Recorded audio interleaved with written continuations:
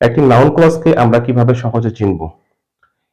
ইট, প্যাপ এই শব্দটা দ্বারা আমরা কিন্তু একটা নাউন ক্লজকে সহজেই চিনতে পারবো। অর্থাৎ সেই ক্লজটি ইট দ্বারা রিপ্লেস করা যাবে এবং প্যাপ পিতে প্রেপোজিশন এবং ওই ক্লজটি বসবে প্রেপোজিশন পি এর পর এবং এতে অ্যাডজেক্টিভ অথবা নাউন ইন অ্যাপোজিশন এবং সেই ক্লজটা যদি বসে সেই অ্যাডজেক্টিভের পরে তাহলে সেই ক্লজটা হয়ে যাবে নাউন ক্লজ অথবা noun in apposition noun of apposition শব্দটি যদি ব্যবহৃত হয় তাহলে সেই ক্লজটা হয়ে যাবে নাউন ক্লজ। পরবর্তীতে বিতে হলো বি ভার্ব এবং বি ভার্বের পরে যেই ক্লজটা বসে সেই ক্লজটা হবে নাউন ক্লজ। এখন আমরা উদাহরণের মাধ্যমে বিষয়টা আরো স্পষ্টভাবে বোঝার চেষ্টা করি। ১ নাম্বার যে উদাহরণটা দেওয়া আছে এখানে যে I know that he has past. এখানে দ্যাট হি হ্যাজ পাস্ট এটা হলো ক্লজ। এই ক্লজটা কি ক্লজ সেটা আমাকে বলতে হবে। যেহেতু এই ক্লজটার পরিবর্তে ইটটাকে আমরা ব্যবহার করতে পারি কিনা দেখি। আই নো ইট এটা কিন্তু মিনিংফুল একটা অর্থ বোঝায়। আই নো ইট যেহেতু এই ক্লজটাকে রিপ্লেস করে ইট ব্যবহার করা যায় অতএব এই ক্লজটি হলো নাউন ক্লজ। ২ নম্বরে pay careful attention on what I am going to say. এখানে অনটা হলো প্রেপোজিশন। এই ধরনের আরো প্রেপোজিশন রয়েছে যেমন by, at, with, of etcetera. এই প্রেপোজিশনের পরে যেহেতু এই ক্লজটা ব্যবহৃত হয়েছে আসলে ক্লজ জিনিসটা কি? যেই বাক্যের অংশের মধ্যে একটি সাবজেক্ট থাকবে এবং একটি ফাইনাইট ভার্ব থাকবে সেটা হলো ক্লজ। এখানে আই হলো সাবজেক্ট, গো হলো ফাইনাইট ভার্ব। অতএব এটা হলো একটা ক্লজ এবং এই ক্লজটা ব্যবহৃত হয়েছে প্রেপোজিশন অন এর পরে। অতএব এটাও একটা noun clause. ৩ number his family was happy when he got GPA 5। এখন এখানে হ্যাপিটা হলো অ্যাডজেক্টিভ।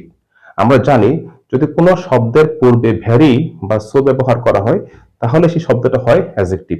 আমি যদি বলি ভেরি হ্যাপি এটা কিন্তু মিনিংফুল একটা অর্থ বোঝাচ্ছে। অতএব হ্যাপিটা এখানে অ্যাডজেক্টিভ। আর অ্যাডজেক্টিভের পরে যেহেতু এই ক্লজটা ব্যবহৃত হয়েছে অতএব এই ক্লজটা হলো noun clause. ৪ number it is true that he is corrupt. এখানে ট্রু কি true? That he is corrupt. That he is corrupt এটা ট্রু আর দ্যাট হি ইজ করাপ্ট এটা কি? এটা হলো ট্রু। অতএব true equal to that is corrupt. True এর পরিবর্তে আমি বলতে পারি যে দ্যাট হি ইজ করাপ্ট। একটা আরেকটা পরিপূরক। অতএব দ্যাট হি ইজ করাপ্ট এটা হলো নাউন অফ অ্যাপোজিশন আর নাউন অফ অ্যাপোজিশন এটাও হলো কি? Noun clause. তাহলে প্রেপোজিশন এরপর যদি কোনো ক্লজ ব্যবহৃত হয় সেটাও হবে নাউন ক্লজ। পিতে প্রেপোজিশন তারপর এতে অ্যাডজেক্টিভ এই অ্যাডজেক্টিভের পরে যদি কোনো ক্লজ ব্যবহৃত হয় সেটাও হবে নাউন ক্লজ। এতে আরেকটা জিনিস বোঝায় সেটা হলো অ্যাপোজিশন। অ্যাপোজিশন ঠিক অ্যাপোজিশন হলো নাউন ক্লজ। এই প্যাডের সর্বশেষ লেটারটি হলো বিতে হলো বি ভার্ব। ৫ নম্বরে আছে এখানে life is what we make it. তাহলে ইজটা হলো এখানে বি ভার্ব আর বি ভার্বের পরে যে ক্লজটি ব্যবহৃত হয়েছে সেটা হলো নাউন ক্লজ। অতএব সংক্ষেপে যেটা আমি বলবো নাউন ক্লজ হতে হলে সেটাকে অবশ্যই সেই ক্লজটি অবশ্যই ইট দ্বারা রিপ্লেস করা যাবে।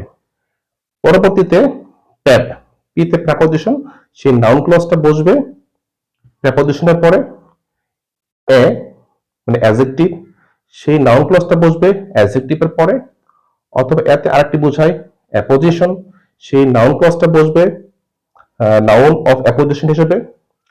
সর্বশেষ প্যাবের বিতে হলো বি ভার্ব এবং সেই নাউন ক্লজটা বসবে বি ভার্বের পরে। আশা করি আপনারা নাউন ক্লজ কোনটি এখন এটা নিয়ে আর কোনো সমস্যায় পড়বেন না। ধন্যবাদ।